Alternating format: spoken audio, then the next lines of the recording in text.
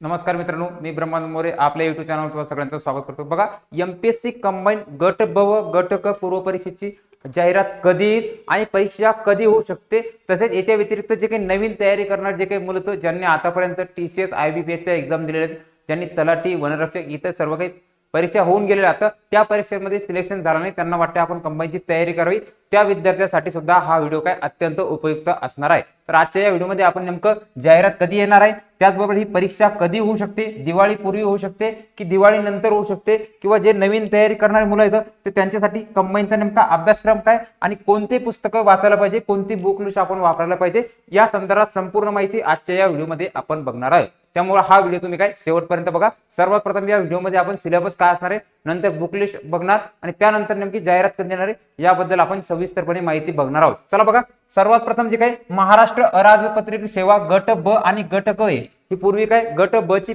परीक्षा वेगळी व्हायची आणि गट क ची परीक्षा वेगळी व्हायची, परंतु आता काय झालेले या दोन्हींची पेपर काय कॉमन एकत्रित यांचा पेपर होतोय। तर बघा, परीक्षेचं स्वरूप लक्षात घ्या की पूर्व परीक्षा कोणती, संयुक्त पूर्व परीक्षा कंबाईनची 100 प्रश्न तुम्हाला असतात, 100 गुणासाठी 100 प्रश्न, आणि जी काही मुख्य परीक्षा आहे तर मुख्य परीक्षा ही काय 400 गुणांची, यामध्ये 2 पेपर असतात तुम्हाला, काय 2 पेपर वेगळे असतात। आणि शारीरिक जे काही पेपरला जे काही पीएस आहे तर पीएसआय साठी तुम्हाला काय शारीरिक चाचणी फिजिकल तुम्हाला याच्यामध्ये असणार आहे, आणि त्याचबरोबर काय मुलाखत इथं काय तुम्हाला हे फक्त पोलीस उपनिरीक्षक या पदासाठी हे काय वेगळं असं तुम्हाला असणार आहे।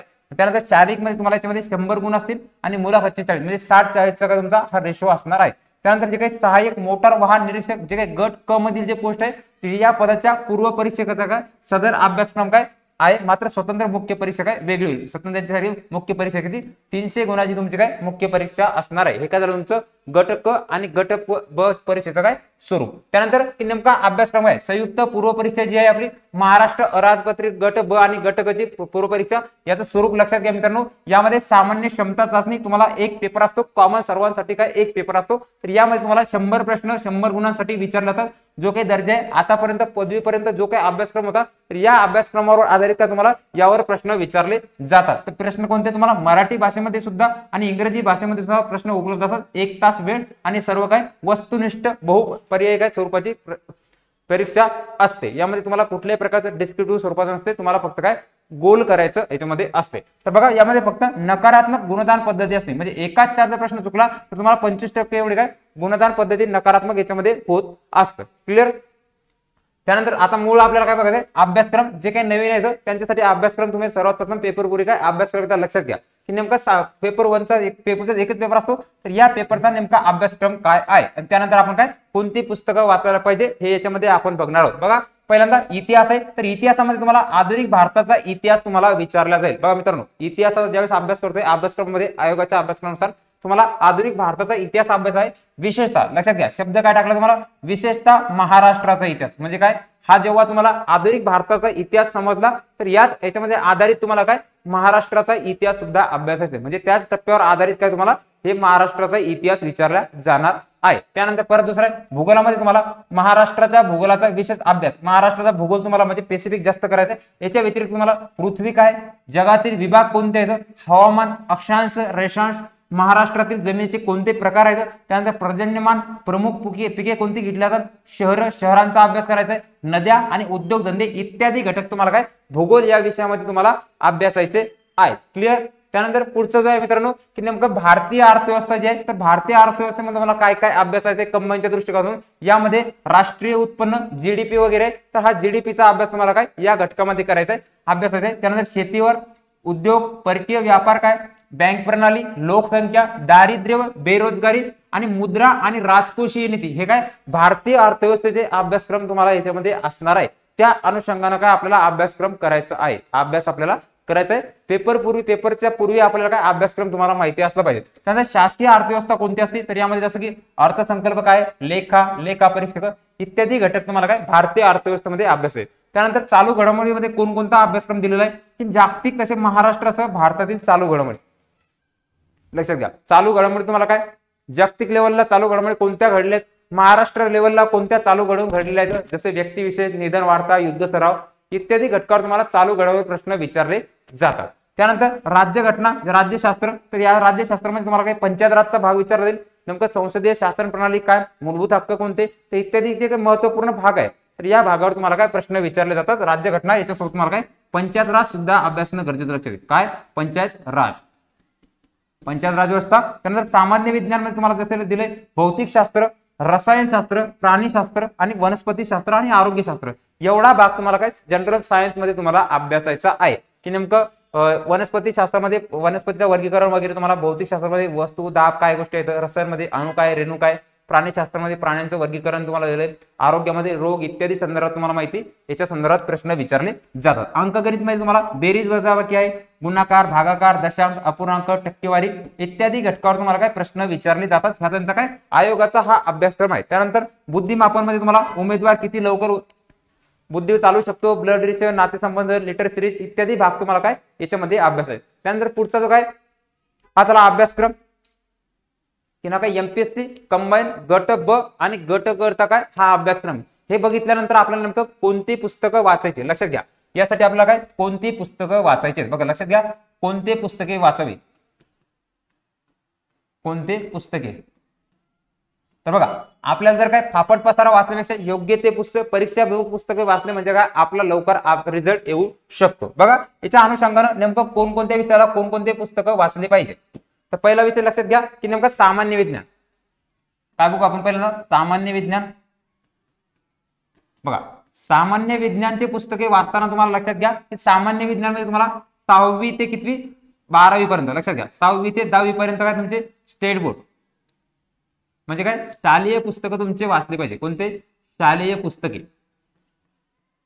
हे झालं तुमचं विज्ञानसाठी शालेय पुस्तके कोणते मराठी माध्यमासाठी आणि ज्यांचा समजा चांगल्या प्रकारे थोडंफार इंग्लिश बरं आहे तर यांनी काय 11वी 12वीचं पुस्तक जरी वाचलं तरी बरं आहे 11वी 12वीचं जे काही एनसीईआरटी आहे एनसीईआरटीचं पुस्तक वाचलं तरी तुमचा काय सायन्सचा भाग तुमचा कव्हर होऊन जाईल। याच्या व्यतिरिक्त तुम्हाला एवढं वाचायचं एवढं झाल्यानंतर तुम्हाला काय करायचं सचिन भस्केचं एक पुस्तक वाचा लक्षात घ्या कोणतं सचिन भस्के यांचं एक पुस्तक आहे सायन्सचं तेवढं पुस्तक एकदा वाचून घ्या तुमचा बऱ्यापैकी जवळपास चांगला परीक्षा घेऊन तुमचा काय अभ्यासक्रम तुमचा कव्हर होऊन जाईल। आणि याच्या व्यतिरिक्त सुद्धा जर एवढं झाल्यानंतर तुम्हाला काय करायचंय PYQ बघा आतापर्यंत आयोगाने जेवढे काही पूर्व परीक्षा मुख्य परीक्षेला जेवढे काही विज्ञान घटकावर प्रश्न विचारले गेले तरी कारण की हा जो सामान्य विज्ञान विषय हा तुम्हाला पूर्व परीक्षेला सुद्धा आहे आणि मुख्य परीक्षेला सुद्धा विषय मग या विषयाचं वेटेज बघताना आपल्याला काय एवढ्या गोष्टी अभ्यासणं गरजेचं आहे। मग यामध्ये तुम्हाला PYQ मध्ये राज्यसेवेला कोणकोणते प्रश्न विचारले गेलेत कंबाईनला आतापर्यंत येऊन गेले सर्व प्रश्न तुम्हाला काय विश्लेषण याच्यामध्ये करायचं आहे। हे झालं तुमचं सामान्य विज्ञान या घटका संदर्भात। आता आपल्याला नंतर परत बघायचंय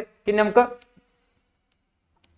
इतिहास मध्ये काय करायचं बघा इतिहास जो आहे आपला तर बघा इतिहास मध्ये तुम्हाला जवळपास आधुनिक भारताचा इतिहास सांगितलं तुम्हाला काय आधुनिक भारत साठी तुम्ही काय करा समाधान महाजन लक्षात घ्या समाधान महाजन किंवा ग्रोवर यांचं पुस्तक तुम्ही वाचू शकता। याच्या व्यतिरिक्त परत जे काही समाज सुधारक आहेत तर समाज सुधारक व काय महाराष्ट्राचा इतिहास यासाठी अनिल कटारे किंवा गाठा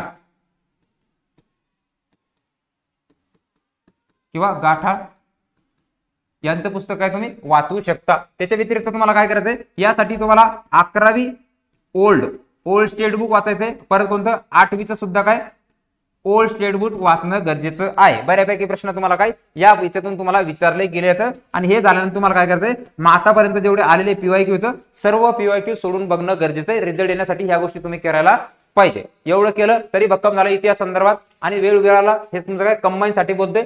त्यानंतर बघा पुढचा अजून एक विषय आला की नेमकं राज्यघटना लक्षात घ्या राज्यघटनेमध्ये काय करायचंय तर राज्यघटना आणि पंचायत राज मध्ये तुम्हाला बघताना जवळपास बघा राज्यघटनेमध्ये आणि पंचायत राज तर बघा राज्यघटनेसाठी तुम्ही एम लक्ष्मीकांत किंवा रंजन कोळंबे यांचं पुस्तक वाचू शकता। आणि आतापर्यंत याच्यापर्यंत हे दोन पुस्तकं याच्यामध्ये कुठलेही एक पुस्तक वाचा आणि याच्यावर काय तुम्हाला PYQ सोडवणं गरजेचं आहे। काय आतापर्यंत राज्यसेवा कंबाईन सर्व परीक्षेला आले काय PYQ सोडवायचे आणि पंचायत राज संदर्भात सुद्धा काय सगळे किशोर लवटे लक्षात घ्या कोण किशोर लवटेचं काय पुस्तक तुम्हाला अभ्यासणं गरजेचं आहे। कोणतं किशोर लवटेचं एक पुस्तक वाचून घ्या तुमचा भाग कव्हर होऊन जाईल आणि त्यानंतर काय तुम्हाला PYQ सुद्धा सोडवणं गरजेचं आहे। हे झालं राज्यघटनेसंदर्भात। अजून पुढचा एक विषय आपल्याला असणार कोणता आहे की नेमकं अर्थशास्त्रामध्ये काय करायचं लक्षात घ्या अर्थशास्त्र,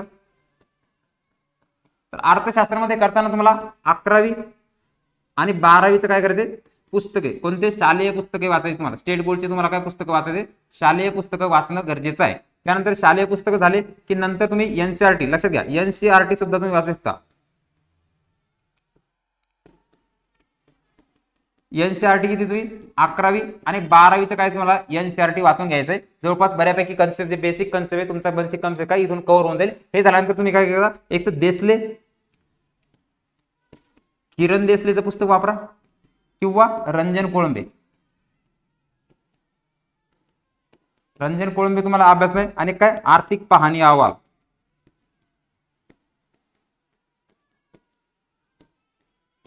कंबाईन साठी आर्थिक पाहणी अहवाल, एवढ्या गोष्टी तुम्हाला वाचणं गरजेचं आहे. आणि हे झाल्यानंतर तुम्हाला काय करायचंय, पीवायक्यू, आतापर्यंत जेवढे आलेले पीवायक्यू होतं तर पीवायक्यू तुम्हाला काय याच्यामध्ये अभ्यासणं गरजेचं आहे. हे त्याला अर्थशास्त्र वेगळे. आणि परत कोणता आहे की नेमका चालू घडामोडीमध्ये काय करायचं, लक्षात घ्या जे काही चालू घडामोडी येतं तर चालू घडामोडीमध्ये तुम्हाला वार्षिक एक तर इयरबुक वाचायचे, कुठलेही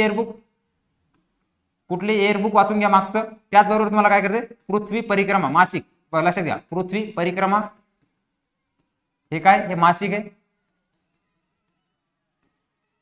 त्याचबरोबर तुम्ही काय करा, एक कुठले लोकसत्ता पेपर जर वाचत असला तर तुम्हाला एवढं काही वाचायची गरज नाही. बघा लोकसत्ता पेपर जर वाचत असला तर लोकसत्ता पेपर वाचल्यानंतर तुम्हाला वेगळं काही वाचायची गरज नाही. हे काय चालू घडामोडी संदर्भात एवढं जरी केलं तुम्हाला याच्यामध्ये बऱ्यापैकी मार्क मिळून जातात. त्यानंतर परत एक आला कोणता, गणित आणि बुद्धिमत्तेमध्ये काय काय, लक्षात घ्या जे काही मॅथ आहे, मॅथ आणि रिझनिंग.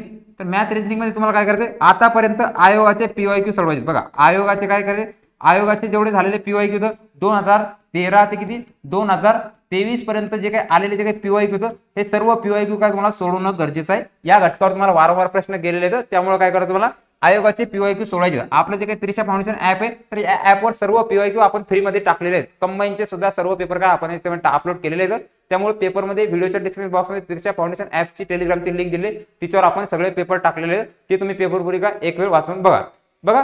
हे झालं याच्या संदर्भात. आता नेमकं परीक्षेची जाहिरात कधी होऊ शकते, लक्षात घ्या.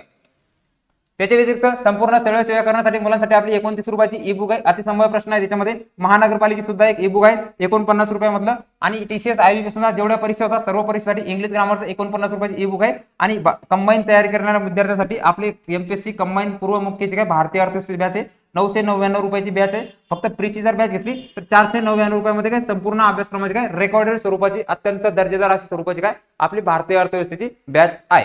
बघा आता आपल्याला नेमकं बघायचं की नेमकं परीक्षा कधी, जाहिरात कधी येणार, लक्षात घ्या जाहिरात कधी येईल.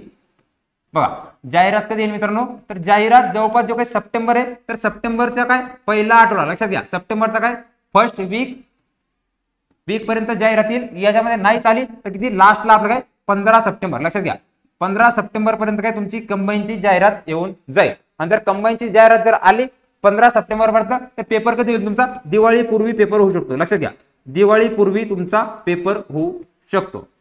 दिवाळीपूर्वी पेपर होऊन जाईल. आणि जर का तुम्हाला 15 सप्टेंबर नंतर जर जाहिरात आली तर काय दिवाळी नंतर तुमचा पेपर होईल. लक्षात घ्या ही बाब लक्षात घ्या, दिवाळी नंतर तुमचा काय कंबाईन पूर्व परीक्षेचा पेपर होईल. त्या अनुषंगाने जे नवीन विद्यार्थी तयारी करणारे मुलं येतं तर त्या मुलांनी ही बाब लक्षात ठेवून काय आपल्या अभ्यासाला सुरुवात करा.